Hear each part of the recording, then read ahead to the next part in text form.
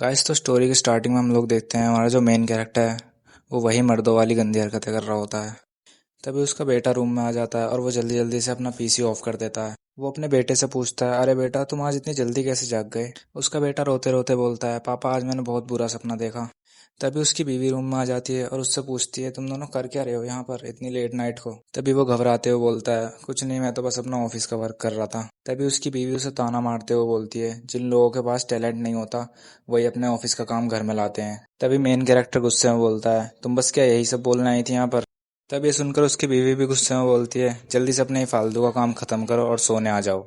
पर जो हमारा मेन कैरेक्टर होता है वो तो फुल मूड में होता है। जैसे ही वो सोने जाता है उसे गंदे गंदे ख्याल आने लगते हैं अपनी बीवी को देखकर। पर वो जैसे ही कुछ करने वाला होता है उसकी बीवी गुस्से में आ जाती है और उसे एक जोर की लात मारती है और वो दूर जाके गिरता है। ये सब देखकर तो मेन कैरेक्टर का बिल्कुल मूड ही खराब हो जाता है। वो फिर से वही सब देखने चला जाता है। उसकी बीवी मन ही मन सोच रही होती है, मैंने इस ठरकी से ही क्यों शादी की। दोनों लोग एक दूसरे से परेशान हो चुके थे। दोनों को बहुत पछतावा हो रहा होता है। वो दोनों एक ही ऑफिस में काम करते थे और आज उनका ऑफिस की एक छोटी सी पार्टी है। सभी दोस्त उस पार्टी में अपने अपने दुख बांट रहे होते हैं। तभी उनमें से एक बंदा बोलता है, मैंने तो कल रात होम रन मारा। होम रन तो आप समझ ही रहे होगे ना। उन सबके बीच ये हंसी मजाक चल ही रहा होता है। तभी सीन हमारे एमसी पर शिफ्ट होता है, जो कि बहुत ही टेंशन में बैठा होता है कल रात की बात को सोचते हुए। उन आदमियों को ऐसी बातों को उनकी बीवियां भी सुन रही होती हैं और बहुत गुस्सा करती हैं ये सब सुनकर। उनमें से एक औरत को तो अपने फिगर की टेंशन होती है, जो कि उसकी शादी के बाद बिल्कुल ही बिगड़ गया है। हमारे एमसी की जो बीवी है वो भी कल रात की बात को सोचकर ही परेशान हो रही होती है। वो ये सोच रही होती है कि उसका पति उससे बिल्कुल भी प्यार नहीं करता, वो बस उल्टी सीधी चीजें करना चाहता है उसके साथ। तभी वहां पर बैठी हुई एक लड़की जिसकी शादी नहीं हुई होती है, वो सोच रही होती है, क्या शादी इतनी मुश्किल है। तभी सब लोग देखते हैं जो कंपनी का सीईओ होता है, जो कि बहुत कूल होता है, वो वहां पर आ जाता है। ऑफिस में ऐसी कोई लड़की नहीं होती जो उसे पसंद न करती हो, और उन सब में हमारे मेन कैरेक्टर की बीवी भी शामिल थी। तभी वहाँ के सारे लोग उन दोनों से पूछते हैं, क्या तुम अपनी शादी से सेटिस्फाइड भी हो। कंपनी का सीईओ जो कि बहुत ही स्मार्ट होता है वो उन सबके पास आकर बोलता है, सॉरी मैं लेट हो गया। उसकी आवाज़ सुनकर वहाँ की सारी लड़कियां उस पर लट्टू हो जाती हैं। तभी वो मेन कैरेक्टर की बीवी से पूछता है, तुम भी यहाँ पर हो। तभी उसकी बीवी शर्माते हुए यस रिप्लाई करती है। तभी कंपनी के दोस्त उन दोनों का मजाक उड़ाते हुए बोलते हैं, जरूर इन दोनों में कुछ चल रहा है। हमारा मेन कैरेक्टर जो कि गुस्से में बस ये सब कुछ सुन रहा होता है। जब वो दोनों घर जा रहे होते हैं तो हमारा मेन कैरेक्टर अपनी बीवी से पूछता है, तुम्हें मुझसे शादी करके पछतावा हो रहा होगा ना। तो उसकी बीवी रिप्लाई करती है, ये तुम क्या बोले जा रहे हो। तभी वो अपनी बीवी से बोलता है, तुम्हें तो किसी अमीर आदमी से शादी कर लेनी चाहिए थी, तुम्हें ऐसा पछताना नहीं पड़ता। तभी ये छोटी मोटी बहस बहुत ही बड़ी बन जाती है और उन दोनों में लड़ाई शुरू हो जाती है। वो दोनों एक दूसरे को बहुत ही बुरी तरीके से मार रहे होते हैं। एंड में थककर वो दोनों सड़क पर ही लेट जाते हैं। मेन कैरेक्टर बोलता है, अगर मेरा दोबारा जन्म हुआ तो मैं तुमसे कभी भी शादी नहीं करना चाहूंगा। और उसकी बीवी बोलती है, मैं भी कुछ ऐसा ही सोचती हूँ। तभी सीन दूसरी जगह पर शिफ्ट होता है और हम अपने एमसी को देखते हैं, जो कि बहुत ही थका हुआ लग रहा होता है। वो सोचता है जैसे कल रात उसने कुछ ज्यादा ही पी लिया है। तभी वो अपने फोन को देखता है और सोचता है, ये तो बिल्कुल वैसा है जैसा मैं 10 साल पहले यूज किया करता था। तभी वो अपने फोन में देखता है, वहां पर 2013 की जगह 2003 होता है। तभी वो अपने चारों तरफ देखता है और सोचता है, ये तो बिल्कुल एक होटल की तरह लग रहा है। वो अपने बाथरूम की तरफ देखता है, वहां से कोई आ रहा होता है। उस बाथरूम से एक लड़की निकल कर आती है और उससे पूछती है, क्या तुम अपने आप को साफ नहीं करोगे। वो उसे देखकर बिल्कुल शॉक्ड हो जाता है। वो उससे पूछता है, तुम तो वही लड़की हो ना जो मेरे अपार्टमेंट के साइड में रहती हो। वो लड़की उससे पूछती है, क्या तुम अभी भी नशे में हो गया। और वो लड़की भी मूड में आ जाती है और उसके बहुत पास आने लगती है। हमारा मेन कैरेक्टर ये सब देखकर ब्लश करने लगता है।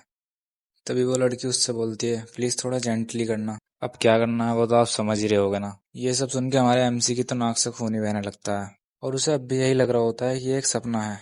वो जैसे ही उसके साथ कुछ करने ही वाला होता है वैसे ही उसे बाहर से चिल्लाने की आवाज आती है। तभी उन्हें पता लगता है उनके होटल में तो आग लग चुकी है। होटल के सभी लोग बाहर की तरफ भागते हैं। हमारे एमसी को ऐसा लगता है जैसे उसके साथ पहले भी हो चुका है। उसे याद आता है, हाँ ये तो स्प्रिंग का टाइम है और उसके साथ ऐसा तब हुआ था जब वो सेकंड ईयर में पढ़ रहा था। फिर वहां पर एक बहुत शॉकिंग चीज होती है, वहां पर वो अपनी वाइफ को देखता है। हालांकि इस समय उन दोनों की शादी नहीं हुई होती है। वो दोनों एक दूसरे को घूर रहे होते हैं। तब हमें पता चलता है जैसे हमारा मेन कैरेक्टर टाइम ट्रेवल करके समय में पीछे आ चुका है, वैसे ही उसकी बीवी भी टाइम ट्रेवल करके समय में पीछे आ चुकी है। ये सब सुनकर तो उन दोनों का बिल्कुल सर ही चकरा जाता है। वो दोनों सोचते हैं, अब हम यहाँ से वापस कैसे जाएंगे। तुरंत ही उनके दिमाग में ये बात आती है, क्या वो सच में वापस जाना चाहते भी हैं, क्योंकि वो दोनों तो एक दूसरे से बिल्कुल भी खुश नहीं होते ना। वो दोनों ये डिसाइड करते हैं कि अब वो अपनी अपनी जिंदगी जिएंगे अपने अपने तरीके से। हालांकि ये सब बातें करते हुए भी वो दोनों झगड़ ही रहे होते हैं एक दूसरे से। थोड़ी देर बाद उसकी वाइफ वहां से गुस्सा होकर जाने लगती है और हमारे मेन कैरेक्टर को तो उसके बेटे की याद आ रही होती है। खैर अगली सुबह जब वो सोकर उठता है तो बहुत ही ज़्यादा खुश हो जाता है अपने आसपास की लड़कियों को देखकर, क्योंकि अब वो इंडिपेंडेंट है और किसी को भी डेट कर सकता है। उसे तो ऐसा लग रहा होता है जैसे वो स्वर्ग में आ चुका है। वो अपने मन में सोचता है इस दुनिया की सारी लड़कियां अब मेरी हैं। तभी उसे पीछे से कोई लड़की आवाज़ देती है। जब वो पीछे मुड़कर देखता है तब उसे पता लगता है ये तो वही लड़की है जो उसे बहुत पसंद किया करती थी, पर क्योंकि उसे उसकी बीवी से शादी करनी पड़ती है तो वो इसे रिजेक्ट कर देता है। वो उससे पूछता है, यूने क्या तुम मेरे साथ ड्रिंक करना चाहोगी? उसके मन में तो लड्डू फूटने लगते हैं इतनी सुंदर लड़की को अपने पास देखकर। तभी वो अपने साइड में देखता है तो उसे पता लगता है उसकी बीवी भी किसी के साथ खड़ी होती है और बहुत ही ज्यादा हंस के बात कर रही होती है उसके साथ। उसकी बीवी उस लड़के के हाथ में हाथ डालकर वहां से जाने लगती है। ये देखकर हमारा एमसी बहुत ही ज्यादा चिढ़ जाता है। उसकी बीवी भी कम नहीं होती है, जाते जाते उसको जीभ दिखाने लगती है। ये सब देखकर हमारा एमसी भी बिल्कुल गुस्से में आ जाता है और अपने साइड खड़ी हुई लड़की से बोलता है, चलो अब ड्रिंक करने चलें। वो ड्रिंक करते करते सोच रहा होता है कि वो लड़का उसकी बीवी के साथ क्या क्या गंदी गंदी हरकतें कर रहा होगा। और ये तो ऑब्वियस भी है यार, किसी की बीवी उसके पति के सामने ऐसा करेगी तो ये तो आम बात है। यूना उससे पूछती है, कुछ हुआ है क्या? तुम इतने गुस्से में क्यों लग रहे हो? वो उसे रिप्लाई करता है, नहीं कुछ भी नहीं हुआ। वो जोश जोश में कुछ ज्यादा ही पी लेता है और रोड पर खड़ा होकर सीन क्रिएट करने लगता है। यूना उससे बोलती है, तुमने शायद कुछ ज्यादा ही पी लिया, चलो घर चलते हैं। पर हमारे एमसी को तो शराब कुछ ज्यादा ही चढ़ गई होती है। वो सड़क पर खड़ा होकर पागलों जैसी हरकतें कर रहा होता है। ये सब देखकर तो बेचारी लड़की को भी शर्म आ जाती है। अगली सुबह जब उसका नशा उतरता है तब वो देखता है लोग उसे देखकर पता नहीं क्यों हंस रहे होते हैं। वो ये सोचता है उन दिनों मैं कॉलेज में कुछ ज्यादा ही पॉपुलर था, शायद ये मेरी तारीफ ही कर रही होंगी। तभी उसे उसकी बीवी दिखती है और वो उससे ये पूछता है, हम लोगों ने तो ये डिसाइड किया था ना कि हम एक दूसरे की लाइफ में इंटरफेयर नहीं करेंगे, तो तुम यहाँ क्या कर रही हो? वो उससे बोलता है, मुझसे बात मत करो, लड़कियां गलत समझ लेंगी। उसकी बीवी उससे बोलती है, लगता है तुम्हें सिचुएशन का अंदाजा नहीं है। वो उससे पूछता है, कौन सी सिचुएशन, तुम पागल हो क्या? तभी वो अपना फोन खोलकर उसे वो सब दिखाती है जो उसने कल रात नशे की हालत में किया होता है। और ये सुनकर तो आप भी सो जाओगे यार। मतलब ये बंदा सड़क पर खड़े होकर एक मूर्ति के साथ उल्टी सीधी हरकतें करता है। अपनी ऐसी फोटोज देखकर तो उसके पसीने ही छूट जाते हैं और उसकी बीवी लगातार उसकी खिल्ली उड़ा रही होती है। वो उससे बोलता है, ये तुमने क्या रिकॉर्ड किया है? मैं अभी के अभी इसे डिलीट कर रहा हूँ। उसकी बीवी उससे बोलती है, ये सब करने का कोई फायदा नहीं है, जिसने इस वीडियो को रिकॉर्ड किया था उसने इसे सोशल मीडिया पर डाल दिया है। ये सुनकर तो एमसी बहुत ही ज्यादा शॉक्ड हो जाता है। उसकी बीवी उससे बोलती है, चलो मैं जा रही हूँ, तुम अपने मजे करो। तभी उसे वहां पर यूना दिखाई देती है और जैसे ही वो उसे आवाज लगाता है वो उससे दूर भागने लगती है। ये सब देखकर तो एमसी को बहुत ज्यादा शर्म आने लगती है। तभी वो किसी रेस्टोरेंट में जाकर कुछ खाना खाने लगता है। वो खाना खा ही रहा होता है कि उससे उसके दोस्त मिलने आ जाते हैं। वो दोनों के दोनों भी उसका मजाक ही उड़ा रहे होते हैं मिलकर। वो दोनों उससे पूछते हैं, हमारे साथ मीटिंग में चलोगे क्या? वो उन दोनों को रिप्लाई करता है, मुझे नहीं आना किसी मीटिंग में, तुम ही दोनों जाओ। तभी वो उससे बोलते हैं, ये कोई मीटिंग नहीं है, ये एक ग्रुप डेट है, इसमें लड़कियां भी आएंगी। ये सुनकर हमारा ठरकी एमसी बहुत ही ज्यादा खुश हो जाता है और अपने दोस्तों को बिल्कुल वीआईपी की तरह ट्रीटमेंट देने लगता है। वो दोनों उससे बोलते हैं, तुम आओगे तो हमें भी कंपनी मिल जाएगी। तभी वो दोनों उसे मीटिंग लोकेशन बताकर वहां से चले जाते हैं। वो सोचता है अगर मैं गया तो वो लड़कियां कहीं मेरा मजाक ना उड़ाएं इस बात को लेकर। तभी वो सोचता है क्या फर्क पड़ता है, सुंदर लड़कियों का तो मजाक भी प्यारा होता है। खैर जब वो ग्रुप डेट में जाता है तो लड़कियां उसका मजाक नहीं उड़ा रही होती हैं, बल्कि उससे थोड़ा ज्यादा ही इम्प्रेस हो जाती हैं, ये बोलकर कि ये बहुत ज्यादा फनी है। ये सब देखकर एमसी के दोस्त तो उससे बिल्कुल जलने ही लगते हैं। तभी उसका दोस्त बात काटते हुए बोलता है, ये सब बातें छोड़ो, चलो हम कोई गेम खेलते हैं। तभी वो लड़की बोलती है, तुम अपना मुंह बंद रखो ना, हमें उसे सुनने दो। सभी लड़कियां उससे बहुत ज्यादा इम्प्रेस हो जाती हैं और उसके दोस्त फिर भी उससे जल ही रहे होते हैं। तभी हम देखते हैं उन तीनों में से एक लड़की हमारे एमसी की बातों को बहुत ज्यादा ध्यान से सुन रही होती है। लगता है वो भी हमारे ठरकी एमसी से बहुत ज्यादा इम्प्रेस हो चुकी है। जब वो बाथरूम जाता है तो यही सोच रहा होता है कि लगता है सारी लड़कियां मेरे प्यार में पागल हो चुकी हैं, मैं किसी को भी चूज कर सकता हूँ।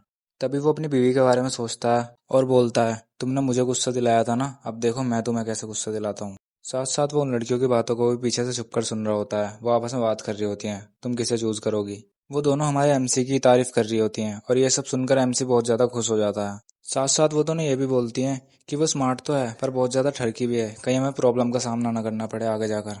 ये सुनकर एमसी को बहुत ज्यादा दुख होता है और वो सैड होकर बोलता है, ये मेरे टाइप की लड़कियां नहीं है। तभी हम देखते हैं ग्रुप डेट खत्म होती है और लड़कियां वहां से बाय बोलकर जाने लगती हैं। हमारा एमसी भी अपने दोस्तों को बाय बोलकर दुखी होकर वहां से चला जाता है। वो दोनों उससे बोलते हैं, चलो साथ में ड्रिंक करते हैं, पर वो उनकी नहीं सुनता और चला ही जाता है। वो एक खाली बेंच पर सैड होकर बैठा होता है और वो ये सोच रहा होता है कि अच्छी लड़की मिलना इतना भी आसान नहीं है। तभी वो देखता है मीटिंग में जो लड़की उसे घूर रही होती है वो उसके पास आकर बोलती है, तुम कुछ परेशान से दिख रहे हो। वो उससे पूछती है, तुम्हारा घर कहाँ पर है? हमारा एमसी रिप्लाई करता है, बस यहीं पास में ही है। वो लड़की उससे पूछती है, क्या तुम मुझे घर तक छोड़ दोगे? वो शर्माते हुए हाँ रिप्लाई करता है। फिर हम देखते हैं जब वो दोनों कार में जा रहे होते हैं तो वो बहुत ज्यादा चिपक के बैठी होती है हमारे एमसी से और एमसी तो है ही बहुत ज़्यादा ठरकी, वो अपने आप को कंट्रोल नहीं कर पाता बिल्कुल भी। तभी हम देखते हैं वो दोनों एक लव होटल में चले जाते हैं और आगे का सीन तो आपको पता ही होगा क्या होने वाला है इन दोनों के बीच में।